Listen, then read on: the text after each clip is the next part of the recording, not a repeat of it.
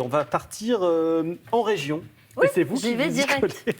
Estelle, allez-y direct, rejoindre la Bourgogne et Julie Poirier. Oh, mais Julie Poirier, je suis tellement contente que vous nous emmeniez en Bourgogne ce matin. Je suis une passionnée d'avion. Et alors là, cette fenêtre sur région, c'est extraordinaire. Vous êtes au cœur du parc du Château à Savigny-les-Beaunes, avec une collection tout à fait exceptionnelle, une collection d'avions de chasse privés. C'est invraisemblable. Oui, et vous avez raison de le dire, c'est invraisemblable et c'est unique au monde. Regardez, c'est la plus grande en tout cas au monde. Regardez, ils sont tous là, les avions. On a pris un petit peu de hauteur pour vous les montrer. Il y en a plus d'une centaine. Ils viennent de différents pays et cette collection, elle a été débutée à la fin des années 80 par le papa de Christophe qu'on va retrouver dans quelques instants. Et c'est vrai que c'est incroyable de voir ça comme ça au milieu d'un parc du château. Regardez comme c'est beau. C'est magnifique. Une question, Julie. Quels sont les avions les plus dingues que vous avez repérés? Est-ce que d'ailleurs vous êtes montée dans un de ces avions de chasse mythiques? Alors, pour des raisons de sécurité, on ne peut pas monter dedans parce qu'ils sont soudés pour que personne ne puisse venir les détériorer. Donc, on aurait bien aimé, mais on ne peut pas. Mais on a espoir de monter dans un vrai qui vole un jour. On fait une autre demande à Christophe officiel. Voilà, c'est fait. Le plus fou que j'ai vu, regardez, c'est celui-ci. C'est celui qui est au fond. Est-ce que vous le reconnaissez? C'est le Mirage 4.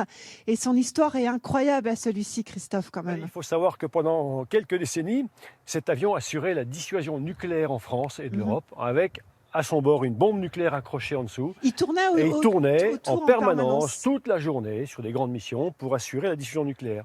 C'est impressionnant de l'avoir ici, on se dit quand même. C'est le must de la construction d'Assaut, c'est vraiment un avion mythique qui vole très très bien, il franchit 2 fois le mur du son en permanence. Et ça a été, pendant les périodes de guerre froide, c'était l'avion qui combattait les avions russes qui eux aussi transportaient la guerre nucléaire. Donc c'était vraiment une arme de dissuasion, c'est ce qui nous permet encore, nous Français, d'être libres et d'avoir notre liberté d'expression, entre autres. Bon, c'était la belle histoire pour l'avoir. C'est incroyable, on a trouvé un avion où les ailes se replient. Regardez, si vous voulez le mettre dans votre coffre, c'est extraordinaire. Ça passe pas tout à fait dans le coffre parce que... Pas tout à fait. En tous les cas, pas dans ma voiture. Une question, Julie. Comment on fait comment on fait pour récupérer, rapporter ces avions de chasse exceptionnels sur place? Parce que là, ça paraît simple. Ils sont tous alignés, tel un parking de supermarché. Mais comment on fait ça?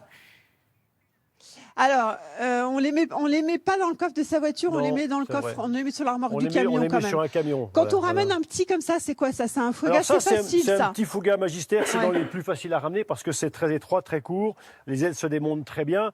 En clair, en une journée, on démonte l'avion, on le transporte. Alors, bien sûr, moi, je ne démonte pas pour revoler. Donc, il est hors de question qu'on revole avec ça. Donc, forcément, on démonte un peu la vitre. Ouais. Mais il y a d'autres avions, par contre, qui m'ont donné beaucoup plus de mal. Le Jaguar, là, le Jaguar, exemple, ça doit être trop dur à monter, ça. Un super bombardier intercepteur français, franco-anglais, qui est un très bon. Mais il y a beaucoup d'éléments qui ne se démontent pas. Donc, à transporter, c'est un peu un casse-tête. Et puis, le gros, là, regardez celui-là, comme il est beau. On dirait un Casal miniature, en fait. Ça doit être dur à démonter. Alors, ça fait partie des bizarreries que j'aime pas démonter, parce que c'est anglais. Alors, j'ai rien contre les Anglais, mais quand ils conçoivent des choses, ils ne pensent pas forcément à redémonter derrière. Et ça, c'est une horreur à démonter. Donc, forcément, c'est très compliqué. Mais donc ça se démonte allez aussi, avec votre caisse à outils, vous démontez votre petit avion, vous savez, pour la journée à peu près. J'en ai démonté à peu près 150 en une quinzaine d'années. Donc, le premier fait un peu peur. C'est vrai qu'on se demande par quel bout on va prendre. Mais au bout du 150e, j'étais devenu un peu le mécanicien le plus titré, le plus expérimenté dans des montages d'avions tout type. Donc, les gens venaient me demander des petites questions pour savoir comment ça se démontait. Oui, Estelle. Julie, une petite question. Il n'y a que des avions français, américains, ou il y a des avions qui viennent, je ne sais pas, d'autres pays beaucoup plus lointains? Beaucoup plus loin aussi. Oui, il y a des avions russes, il y a un avion italien, il y a des avions américains, forcément. Il y a beaucoup, ça vient un peu de partout. Juste partout. Quand même pour vous dire qu'ici, il y a d'autres collections au musée. Vous allez voir les images parce que votre papa, c'est un vrai collectionneur. Oui. Il y a des motos. Il y a des voitures, il y a des tracteurs, des camions de pompiers. On pourrait passer la journée, on pourrait faire l'émission entière ici.